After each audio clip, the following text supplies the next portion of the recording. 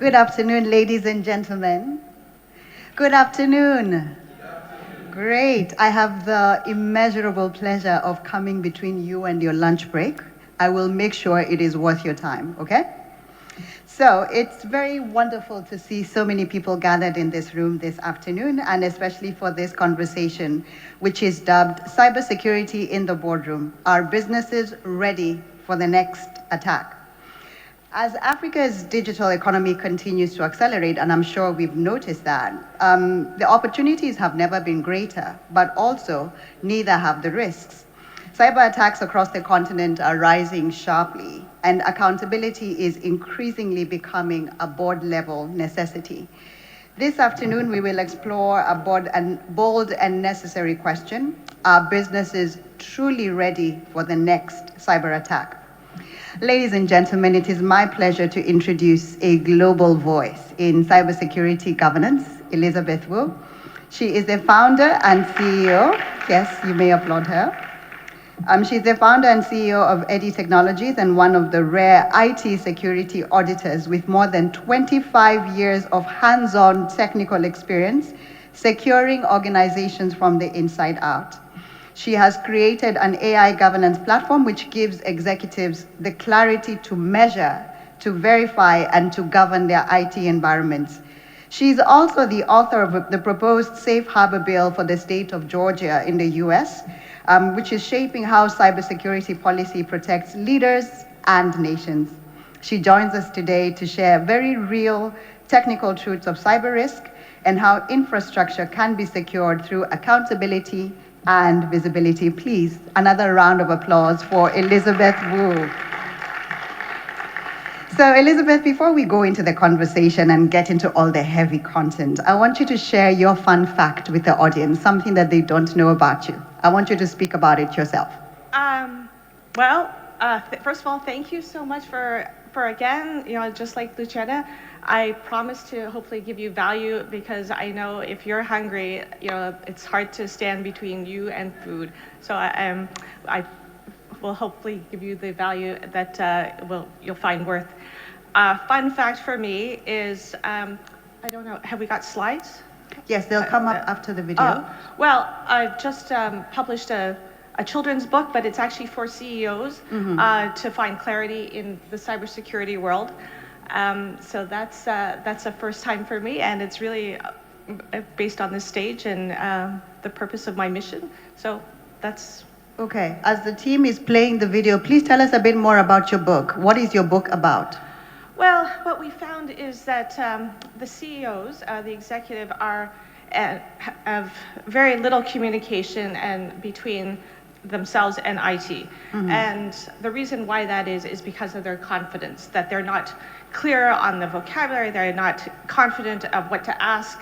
And so what the book is about is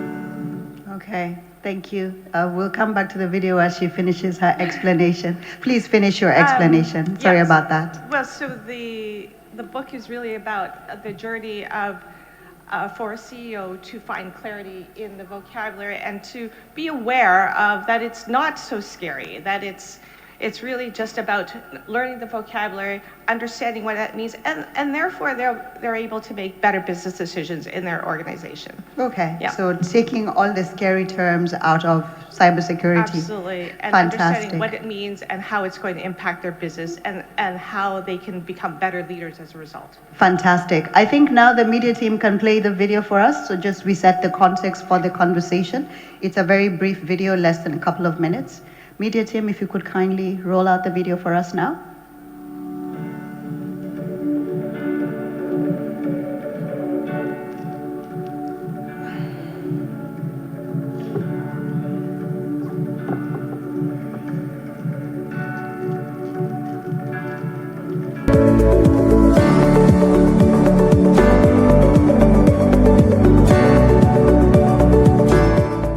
The cybercrime industry has become a $6 trillion industry, and it's increasing 15% every year. And the only victims are the people who aren't in it. For every record that is breached, it costs the company, the victim, at minimum $250 per record. $3.8 million is the average cost of a company's data breach. It can actually put a lot of businesses out. I use a really great metaphor when I'm discussing the security of a company's infrastructure. If we had 3 doors in front of you and they were all closed, they all looked the same, there was nothing different about them, would you know which one was locked? The only way that you would know that the door is locked is if you tried to turn the handle to open it. What you're basically telling me is that because I have IT, my door's closed, and make the assumption that indeed it's locked, but you don't know until you test it. So we come in and we test. We provide the peace of mind and knowing that your data, your clients, and your employees are safe and secure, and you can keep doing what you do best.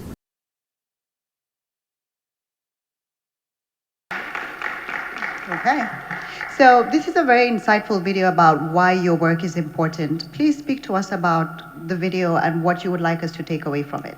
Sure. Well, that video was taken 4 years ago. Yeah. Post-COVID. Yeah. And at the time, it was as I said, $6 trillion. Well, guess what it is now? It's over $10 trillion. That's a huge figure. I'm trying to convert that to Naira. That's $1 trillion US dollars a year since that video was taken. Yeah. So where's the glass ceiling on that? Why, with all the technology out there and all the geniuses of IT, are we not able to put a handle on at least slowing down the data breaches that are happening, the cyber attacks? Yeah. There's no stopping, there's no slowing. In fact, it's continuing to exponentially hockey stick. Yeah. So before we go deeper into the questions, explain to us why your role is important. Well, first of all, I think we have to explain what I am. I'm an IT security auditor, and most people wonder, what in the world is that? Exactly, especially the lawyers in the room. Well, I'm sure you're familiar with auditors and the financial side. Yeah. So that's to reconcile, that's to do the checks and balances. So an auditor, by definition, is just to discover objectively the facts. That's it. We are not doing anything else, so it is objective, not my opinion, but objective discovery of fact. So that's what an audit is. And we do this every day. How many have children? Anyone? Anyone in the room with children? And so you ask, did you do your homework? Yeah. Yes? And then do you check anyway? Yeah, because you're auditing. Yeah. You're auditing your children's homework. So we do that. We have quality assurance. We have standards that we all, in pharmaceutical, in food and beverages, we have that type of quality check. And that is, in effect, an audit. So we understand that. Now, the IT part is an ecosystem. Yeah. So we are checking the ecosystem and the infrastructure of what makes up the network to make sure that it is following the standards and the controls to ensure safety, security, and stability in the organization. Yeah. Oh, fantastic. So I think one of the things we've established is all of us are auditors, just we are auditing different things. Yeah. And that audit really is about just discovery of fact. And I liked, just to go back to your video, the idea of looking at a door, you can't tell which door is locked. And that's why your work is so important. So I want you to speak to the legal minds in the room, who I think are the majority. Explain to us, again, the distinction between the cybersecurity audit and the compliance work that many of us are accustomed to doing. Have we got the video? Are there slides? I'll ask the team to just put up the slides for you as well, if you could. Just so the audience can follow along as you speak as well. Because, there are... if you're familiar with this small company called Deloitte, anyone heard of Deloitte? Well, not very small. No, they're not small. In fact, they made $62 billion last year in risk management. And there is an IT audit framework called SOC 2. Has anybody heard of that? That stands for Systems Organization Control. And that was developed by the American Institute of CPAs. Uh-huh. And I'm not sure about you, but I don't know too many accountants that know much about IT security. But yet the accountants, Deloitte being an example, are suggesting that their clients get the SOC 2 compliance certification in order to secure their data. But that's not really true. What they're doing and suggesting is the SOC 2 is to secure the processes and policies around the data, but not the environment in which the data sits. There's a slight difference. So can we move slides? If we could move to slide 5, I believe. We're moving, past that. Next.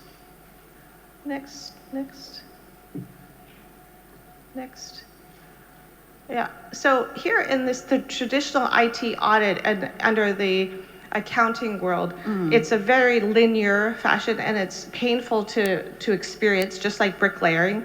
So we see the SOC 2, HIPAA, ISO, and PCI. Those are specific IT audit frameworks in that industry. But once again, they are to do with compliance. Now, remember, compliance does not equal security. Compliance is just strictly a guideline to the processes and policies. That's what that is. Versus, and what I do is, in my world, is IT security auditor, and we're very much hands-on to the network environment itself. So if we go to next slide, please. If we could move to the next slide. Next. So we use a global framework called Center for Internet Security, and the controls are displayed there from 1 to 18, and they're displayed in priority order. The number 1 control that is required, absolute basic, is hardware inventory. The second one is software inventory, and you might also know and have heard of IT asset management. That's a term that's widely used. And what we're really looking for is ensuring the reconciliation of your hardware and software is, in fact, the numbers that they are in your organization. And then the last control is number 18, and it's penetration testing. That's the last one that you should be looking at. And yet so often we see companies who are looking for penetration testing, thinking that that is going to be their way of securing their data and their environment, but it's actually not. It's the very last thing that you should be thinking about and spending money on. Oh, wow. Okay. So I want us now to contextualize this for Africa and African businesses. And I want you to speak to the leaders in the room, CEOs in the room, founders in the room. Speak to them about the biggest, and I really liked the analogy in the video about doors. I want you to speak about the biggest cyber threats that you think African organizations are facing, and how does that compare with the context that you're coming from? Because you're coming from North America. So give us a comparison. What are you experiencing in North America? And of course, you've done legislative work around that as well, versus what you think is happening in Africa. What are the threats that you think are present here? Just the acceleration of embracing and the acceleration of your growth, the technology innovations that are happening. Everybody's coming together all at once. It's a huge party. It's fantastic. It's so refreshing. The willingness to learn, that's your biggest asset, and yet your biggest fault, because everybody's so excited and wanting to move forward so quickly. You don't have time to absorb the basics and understanding what needs to get done in the infrastructure. It's like building a house quickly. You don't want to do that. You want to ensure the foundation is laid, the concrete's done. Yeah, exactly. In the US, the infrastructure is old, and we're renovating. We're constantly adding to the IT audit frameworks. We're constantly having to, and we have various types. You might have heard of CMMC, you might have heard of NIST 800. Those are specific IT audit frameworks that are required for the government. So from a private sector, that's not applicable to you. So in the private sector, you would be looking at CIS as being the standard to ensure stability. So I don't know if that's clear for you, but yeah. Okay. Take us through practically what you audit when you come into an organization. So when we engage you as an auditor, what are you coming to look for in our organization? I am just looking for the gaps in your infrastructure, Okay. really, and the impact that it has to your users, to the employees. I speak about stability first, security, and then we're able to gain operational excellence. Because think about this, if you've got a house that's shaky and that's unstable, how comfortable do you feel? How stable is that structure? Yeah. How secure is it? And then how efficient can you operate within that? So we look at that. We look at based on those CIS controls, we look at what is, where's your data, and how is it facilitated by any of the controls there. And then what we also find is that once we see the gaps, we see the vulnerabilities and fix them, that symptomatically relates to a user experience. So in the office, whatever's happening with you in your computer suddenly disappears. I want you to speak to what you've been seeing, because I know you've done quite a bit of work just showing the accountability that exists for CEOs around cybersecurity breaches, and the disconnect between the accountability for these executives and the fact that they actually know nothing about what is happening in the organizations. So the average CEO has no knowledge what the IT guy does, and so he's assuming the IT guy has it covered. The IT guy is assuming the CEO doesn't care, and so doesn't bother to update the CEO. But if a cybersecurity breach happens, the CEO must take the fall for it, right? Yes. So explain to us, if you could, based on the examples that you've seen coming out of Canada, the US, what should CEOs be doing differently to make cybersecurity a real governance priority, even though they never studied cybersecurity in business school? Oh, no. Actually, you know what? To be fair, CEOs, as they climb their corporate ladder, they have no touch to IT whatsoever. They're touching finance, marketing, sales, operations, but there is no requirement for them to be taking a course in IT. Yeah. So, and the scary part is that they are still accountable to the organization. 33% of CEOs are being fired. Kaspersky is an antivirus company, and they did a survey in 23 of 6,000 CEOs, and they found that 1 out of 3 were fired after a breach. Say that again. So out of the companies that were surveyed, 1 out of 3 companies that had experienced a breach, the CEO was fired after the breach. And not the IT. The IT guy kept his job. Kept his job. Okay. But it was the CEO. Now, why? That is a huge problem. Why did that happen? Yeah. Well, first of all, the CEO's in charge, so of course he's accountable to the entire organization. Yeah. But how did he get to that position? There was no communication, and that is the biggest part. Communication and awareness of what's going on. He or she taps into the finance department, marketing department, sales department. They meet constantly. They're always in communication. But when it comes to IT, they sit there waiting for a problem to react to. Their awareness and their lack of confidence to feeling that they can address IT and in a proper way and be respected, still be respected even though they don't know. Yeah. And that is their problem. It's a confidence level. They don't want to show weakness. Yeah. So they choose consciously not to, just by avoiding the whole thing. But when it comes to board meetings and the board is asking, are we secure? Yeah. Their answer is, I don't know. And that's very dangerous. And there's no accountability. There's no plan to, well, let's find out. Yeah. So how can we help CEOs become confident? Because the reality is every person will shy away from an area where they're not confident. For example, I was never good at math. To this day, I still have nightmares of failing my high school math exam, right? I mean, it's been like 25 years, but I still wake up in sweats thinking about mathematics, right? And I feel like that would probably be the average CEO thinking about IT. All these terms being bandied around that they know nothing about. Right. So how do we bridge the gap between the IT person and the CEO? Because clearly there's a communication gap. Clearly. And then there's also a housekeeping gap, an accountability gap. So how do we bridge that gap? Well, there's always hiring me.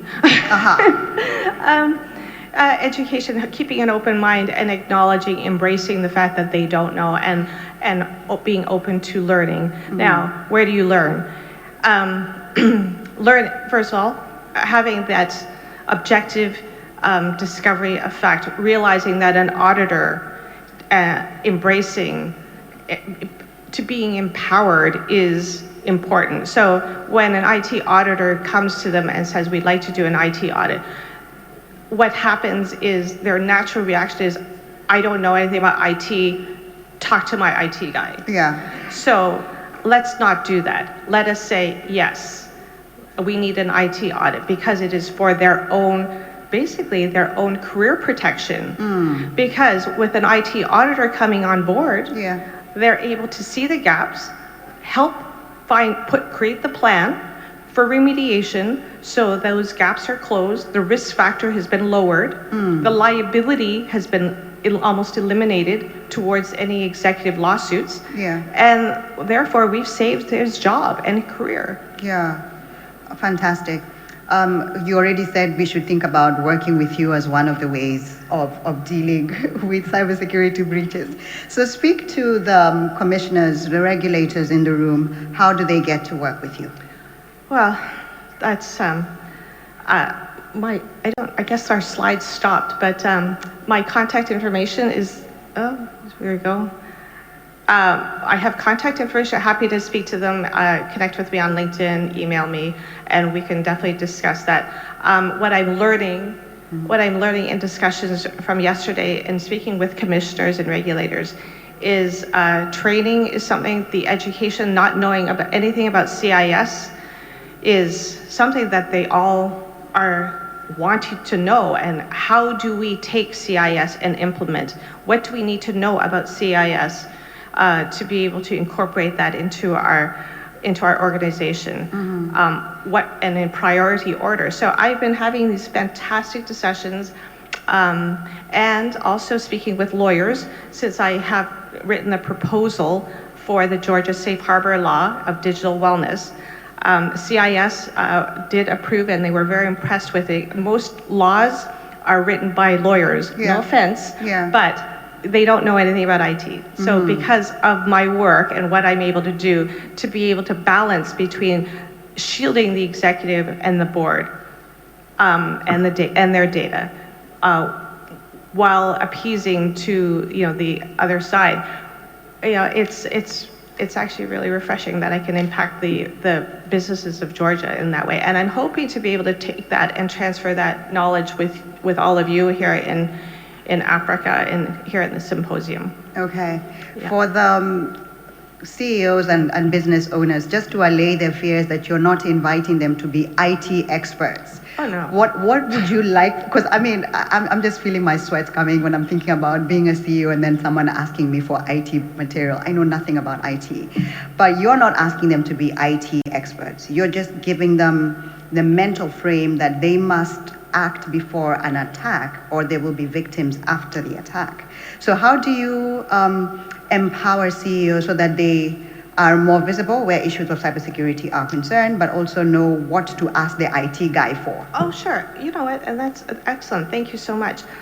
So there is a lot of data within the organization that IT has kept to themselves. Yeah. And that data needs to be transferred and translated to business speak. So really, we're that bridge for the CEOs in enabling the IT data, transferring that and translating that to the executives so that they understand the business impact. Yeah. Just for example, if you have cyber insurance. Cyber insurance has a question on their application form that says, are your hard drives encrypted, yes or no? Now, how is this possible that it could be yes or no when you have an organization, for example, that has 10,000 hard drives? How are you to know whether every single hard drive is encrypted. It's almost impossible with what we know.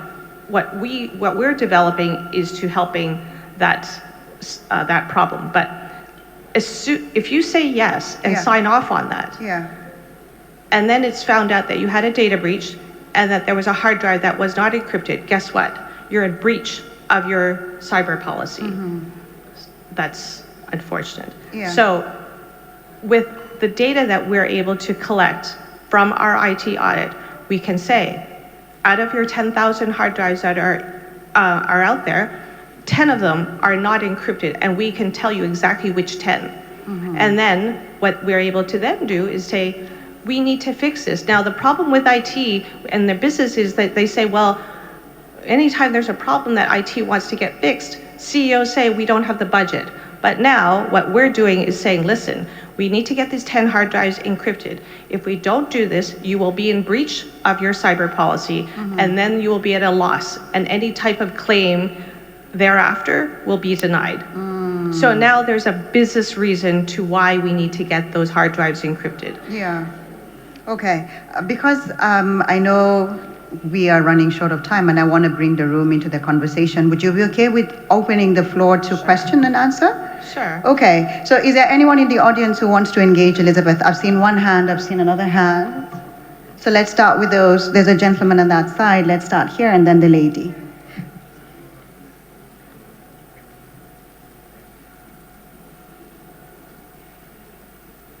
This one. Thank you very much. Very insightful conversation. I'm used to ladies going first, so I'm sorry, ma'am. It wasn't me. They just gave me the mic. It is well. Go ahead. My background is cybersecurity. So it was really interesting hearing you talk about clever hands and feet, hands-on and all so on and so forth. I'm trying to decode and understand how your business works a bit better. So CIS controls, like you mentioned, are incredibly practical. And that's where you then obviously have a gap with regards to governance. And you spoke about ISO standards being compliance related, SOC standards, CMMC, so on and so forth. I agree with that 110%.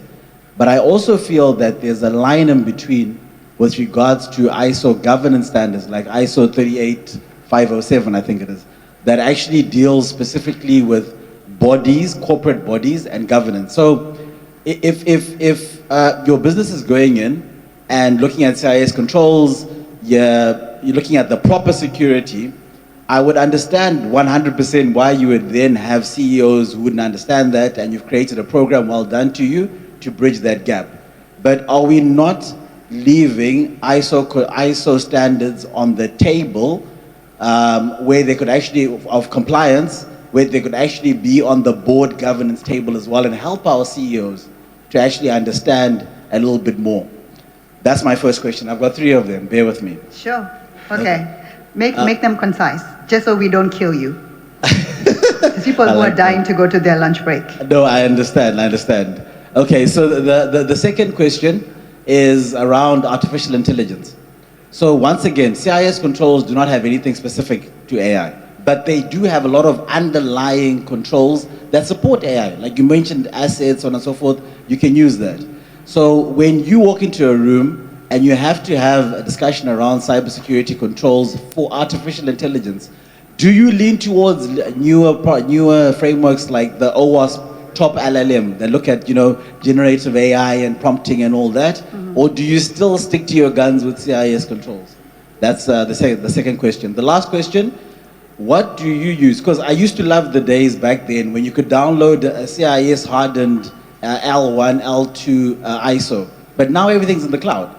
So what tools do you use that automatically audit or check the CIS controls across an environment? So rather than sitting down and opening up an lawyers, and opening up an Active Directory server and trying to tick off boxes and all that stuff, do you have tools that actually just go in there and just do all of your scans and gives you a report like Nessus Vulnerability Scanner and says, okay, fine, CIS Control 1 has been breached here, CIS Control 2 has been breached here. I know some of them it's not possible, but do you have any tools like that? Thank you very much. Thank you, sir. Let me allow you to take those, just so you don't lose track, and then we'll take the question from the lady. Is that okay? Please, go ahead. So the first one about ISO but ISO 27 and governance, the question was to incorporate it? What was, it was, Please give him the mic again, just so he can clarify. I appreciate that I said a lot. My question was, the presentation to me appeared as if we are putting ISO controls, SOC controls, a lot of like what our IT auditors do with Deloitte, KPMG, so on and so forth, on the compliance table and not on the governance side. Yeah. So obviously CIS, like you said, is very practical. And then you have a gap, which you are filling right now with your CEOs, teaching them through a book, I think, how to manage and understand IT. But I'm saying, listen, a lot of these executives are in the board already. They understand governance. That's what they do every day. Yeah. If we take the ISO standards that are specific to governance and not compliance, does that not also bridge the gap? Or are we not leaving things on the table that we shouldn't? Perhaps. I don't specialize in ISO, although my husband is an ISO 27K IT lead auditor. Okay. But the practicality, the thing that is the biggest vulnerability to the organization is found in the CIS controls. That's why we're looking there. There's a lot of governance and there's a lot of compliance frameworks to be had, to your point, but in terms of the actual infrastructure, accountability to finding that hole and finding remediation plan to fix that hole is found in the CIS controls. That is what we are doing as a matter of fact. You know, other organizations, if they want to fill the gap through using ISO, that's completely up to them. But for us, being able to communicate, bridge the gap between utilizing and fixing the communication between IT and the executives is also, again, based on utilizing the CIS controls. Because taking that number, as I said, using the cyber insurance example, taking that, something that's tangible, this is what you have 5 hard drives that are not encrypted. We need to fix that. That is helping IT out with doing their job and ensuring the entire organization so that they're not in violation of their cyber policy, as well as the safety and security of the data on the hard drives, which are not encrypted. The second question was about AI. Well, you will be happy to know that version 9 coming out next year has controls related to AI. So I do not know what they are, as much as I love CIS and they love me, I don't know what those controls are, but it is coming out. And the third question was about software that can actually check the controls. So, luckily, our platform, Eddie, is coming out next year, and it is near real-time monitoring, and we're calling it a platform like a thermostat. So we know that the IT ecosystem is dynamic; it's ongoing. Ecosystem, by its very nature, is dynamic. So because of the changes that are happening with software, the hardware, and the users coming in and out, it's not possible for a system administrator to manage that in and out by the millisecond. So our software, which will be released next year, will not only be able to take it's an IT term, it's called HAL, hardware abstraction layer. We're able to aggregate the data on each computer of that HAL layer. And so when you turn on your computer and it's sitting there waiting, and you're waiting, what it's doing is it's going through its own diagnostic. And so that information in which it's going through its own diagnostic is what we're aggregating. We are not touching your user data, your user information or your corporate data. We're actually only interested in the computer itself. So taking that information, aggregating it, and measuring it against the CIS controls, then we translate that into, again, this is tangible, these are real numbers, IT data. Then we translate that and compare it to standard, and then display it for the CEOs. So what this really is, it's an executive dashboard for them that has translated their own IT data into something that they can use. And then we compare that to insurance, we compare that to the safe harbor laws of each state. And then we also have a financial aspect that shows a remediation path. That if by not doing these things, your status quo of costs of IT poor quality is such, and if you do want to fix this in such priority order, this is how much the industry might cost for around that. I hope you're satisfied. I am, thank you. Great. Okay, there's a lady here who had a question as well. If the mic could come to her, and then we can close this session. Elizabeth is still here tomorrow. In case you have any questions or comments, feel free to engage her. Thank you. I am Olufumi. So my question, I mean, you've spoken quite a lot and we're talking cybersecurity.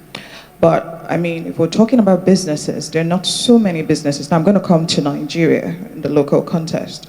There are not so many organizations that are probably at a Deloitte's capacity to handle certain things. But these organizations deal with data. I, for one, I own an organization that is youth focused, and we do get a lot of data because we organize several training programs. So what I wanted to ask is, are there possibly some practical steps you think that people like us, and not just even in quote the smaller businesses, because I've also worked with NGOs who deal with data, but you talked about encrypted hard drives. I'm in media. And I do know that we've worked with different hard drives. In fact, some have disappeared, but they don't know where it went to.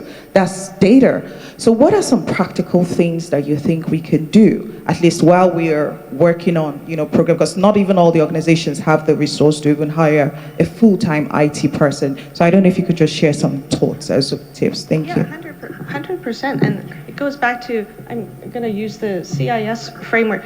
We had this great slide with the network. Is that possible to bring that up? No? With that? No? Okay.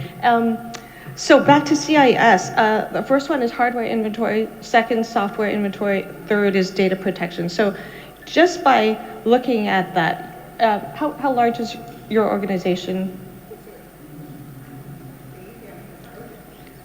So for the one I own personally, it's still more like a startup. But I've worked in organizations that are supposed to be big because, staff strength is well over 100 and they've been in existence for well over 15 years. And they do a lot of work in over 80 countries, but there's still not that data. And I know because I've had to work closely at certain levels and asked some questions, which I didn't get the answer to. So I've worked in both places, yes. Yeah, so the three major areas where data breaches occur are in hardware inventory, patch management, and user management. So Active Directory, I'm sure, I don't know if everybody knows, Active Directory is the list of the username, that has access to the server, has access to the network. And we have found that the Active Directory is not reconciled with the employee list. In fact, it's really too bad that we've missed out on a couple of slides here. But just that, those are the three major vulnerabilities. So if you could keep on side to ensure that what laptops, for example, all your computers are inventoried, the software patch management is always up to date. Don't press later, do it now, restart. I know it's inconvenient, but it's very important because it's a security update that it's required. Yeah. And to reconcile your Active Directory at least once a month, at least. Very simple. And then just by that, 70% of any type of data breaches that might occur would have been prevented. Just by that. It's very simple. Alrighty. Thank you, everybody, for joining us for this session. Thank you, Elizabeth, for taking the time to remind us that cybersecurity is not made in the server room, it's made in the boardroom. Absolutely. It's in the evidence that we choose to demand from the people that serve as IT experts, but it's also something that we can do. I think the conversation has led us to believe that any CEO in the room can actually use their position to ask the right questions and therefore insulate themselves from losing their job at the very least, right? Absolutely. So thank you also because I know you will be available to answer any questions, comments with regulators, with commissioners after the session.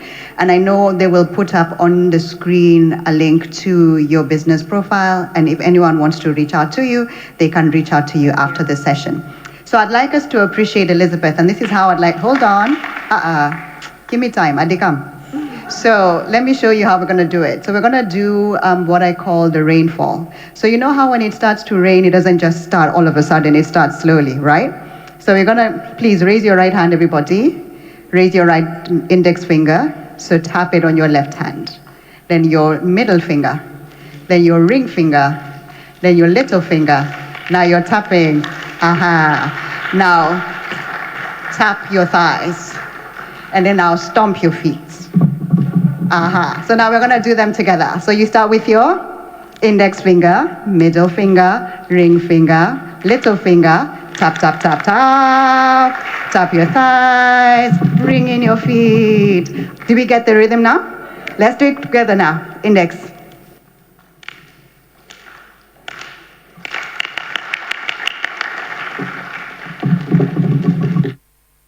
For your participation. Thank you, and let me hand over to the organizers. Thank you, everybody.